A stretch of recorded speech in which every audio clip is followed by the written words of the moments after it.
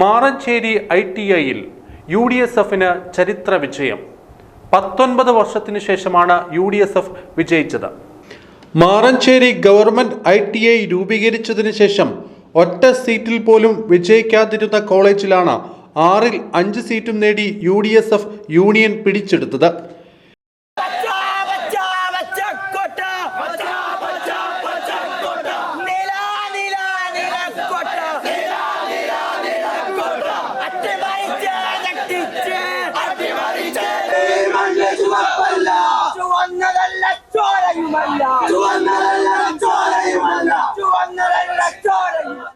General secretary സീറ്റിൽ മാത്രമാണ് SFI സ്ഥാനാർത്ഥി വിജയിച്ചത്.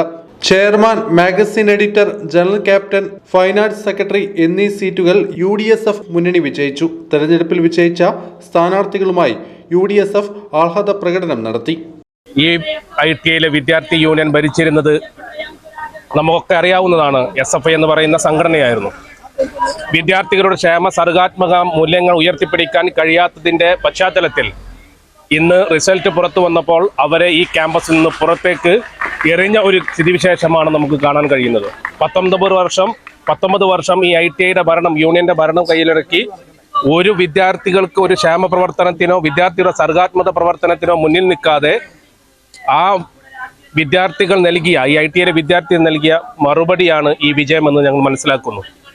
ഒരു കാര്യം തീർത്തു പറയുന്നു, ജയിച്ചാലും തോറ്റാലും ഒരുപക്ഷെ കേരളത്തിലെ ക്യാമ്പസുകളിൽ, യൂണിവേഴ്സിറ്റികളിൽ നിന്ന് നാമവിശേഷമായി കൊണ്ടിരിക്കുന്ന SFI എന്ന സംഘടന ഇന്ന് അവർ അനുഭവിക്കുന്ന, അല്ലെങ്കിൽ അവരിൽ നിന്ന് വിദ്യാർത്ഥി സമൂഹങ്ങൾ കൈയൊഴിയുന്ന ഒരു സ്ഥിതിവിശേഷം ഇന്ന് നടന്നുകൊണ്ടിരിക്കുകയാണ്. അതിൻ്റെ ഫലമാണ് മലപ്പുറം ജില്ലയിലെ, കേരളത്തിലെ മുഴുവൻ, കോഴിക്കോട് മുതൽ മലപ്പുറം വരെ കാസർഗോഡുള്ള കയ്യിലടക്കി വെച്ചിരുന്ന മുഴുവൻ ITIയിലും നഷ്ടപ്പെട്ടുകൊണ്ടിരിക്കുന്ന സ്ഥിതിവിശേഷമാണ് റിസൾട്ട് പുറത്തു വരുമ്പോൾ നമുക്ക് കാണാൻ കഴിയുന്നത്.